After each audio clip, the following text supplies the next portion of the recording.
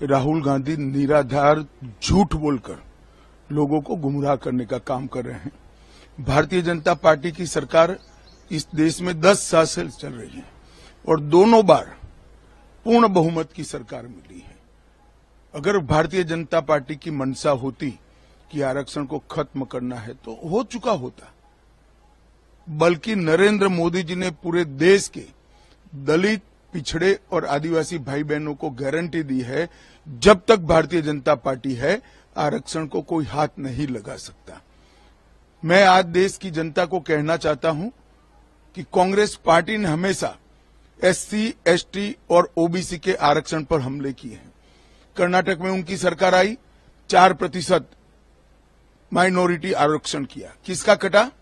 OBC का कटा।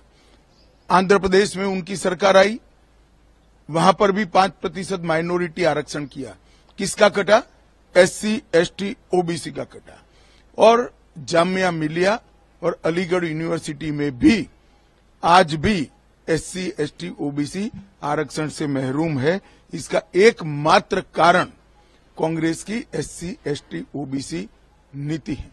पिछड़ा समाज का हमेशा विरोध किया, बाबा साहेब आंबेडकर को हमेशा परेशान किया और ट्राइबलों को कभी न्याय देने का काम नहीं किया। आदिवासियों को न्याय देने का काम नरेंद्र मोदी जी ने किया, द्रौपदी मुर्मू को राष्ट्रपति बनाकर।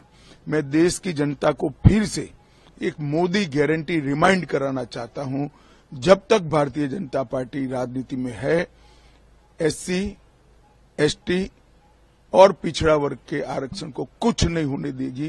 ये मोदी का गारंटी। राहुल गांधी निराधार झूठ बोलकर लोगों को गुमराह करने का काम कर रहे हैं।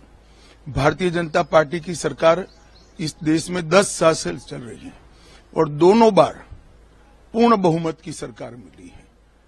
अगर भारतीय जनता पार्टी की मंशा होती कि आरक्षण को खत्म करना है तो हो चुका होता, बल्कि नरेंद्र मोदी जी ने पूरे देश के दलित, पिछड़े और आदिवासी भाई बहनों को गारंटी दी है, जब तक भारतीय जनता पार्टी है आरक्षण को कोई हाथ नहीं लगा सकता।